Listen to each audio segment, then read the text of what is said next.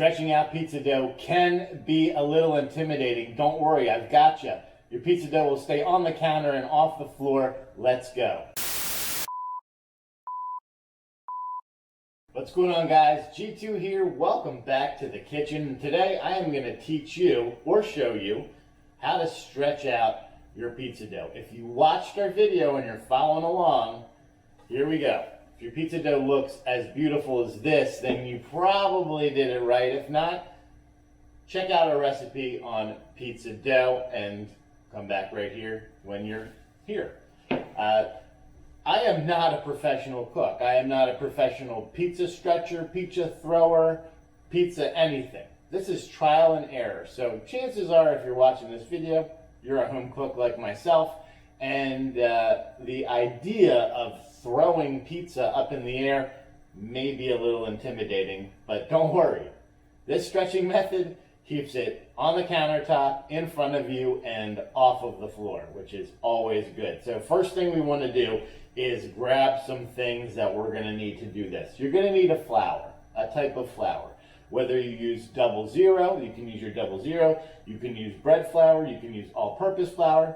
This is simply to make sure it doesn't stick to the surface. You're also going to need your hands, right? And a pizza peel, or have your vehicle that you're going to be using to put this into an oven, whether it's a sheet pan, whether it's a pizza stone, whether it's a pizza peel.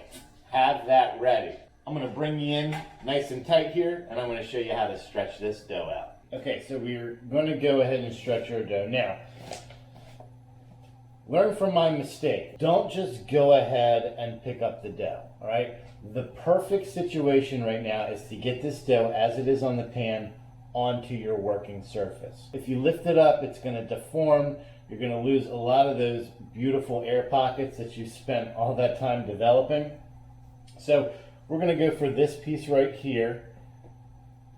It's going to be a little sticky, okay? So have your flour at the ready. You should have some on our work surface anyway, right? Because that's where that dough is ultimately going to go. So let's get some on there. And while we're at it, we might as well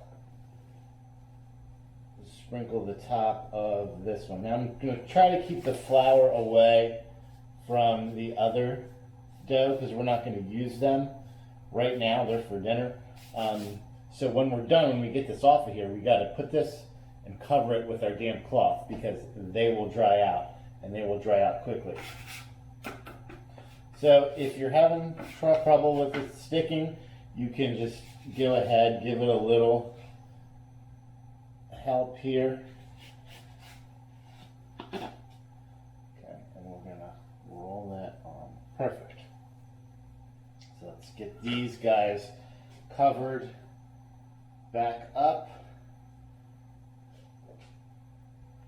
We don't want them to dry out. Okay, and they're good. Off to the counter. Now we're going to focus on this guy. Let's get another dusting of flour on it. So here's what we want to do.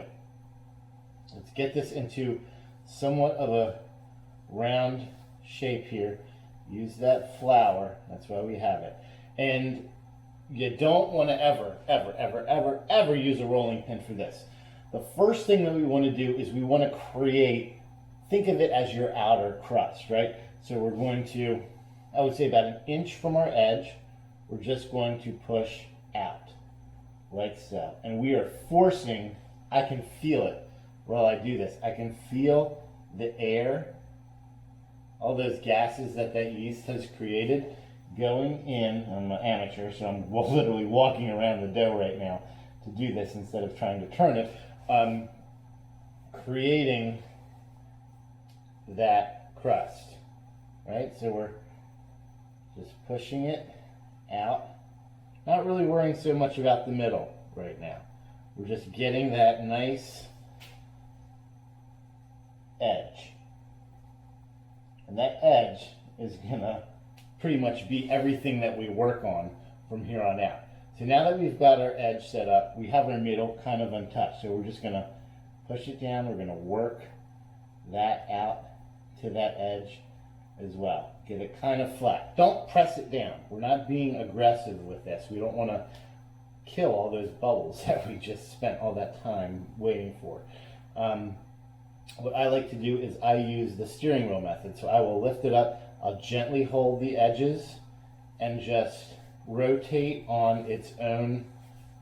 I'm not pressing the edge of the crust. I'm kind of inside the middle of the dough. If that makes sense, okay? So here we go. Just that really tiny amount of time we have now created. Pretty much we're just about there. So what I want to do is I want to get a little bit more stretch. So we'll just stretch like this. Just turn, circular motion. We're stretching with our fingers and we're turning with our hands. Stretch and turn and stretch, turn and stretch. This is why you got to have a good floured base. And that's it. This, as far as I'm concerned, is exactly where we need to be. We can define that edge just a little bit more, and you're done. And this is really nice and thin in the middle. You can, if you want to go, you can take it another turn around. Just remember, you're limited to the size of your pizza peel. So if you only have a 14-inch pizza peel, don't turn out a 16-inch pizza, right? It's going to be hanging off. This is just about perfect for the size. It's actually a little big for my pizza peel, but we can make it work. And that's it. You're all done. Super simple, super easy. Stay tuned because we're going to put this guy in the grill. If you don't have a sauce recipe for this, check up right here. That's your sauce recipe. If you don't know how to make it, check up right here, and that'll show you on how we got to this point. Also, it'll be at the end credits at the end of the video. Until next time, I'll see you in the kitchen. G2 out.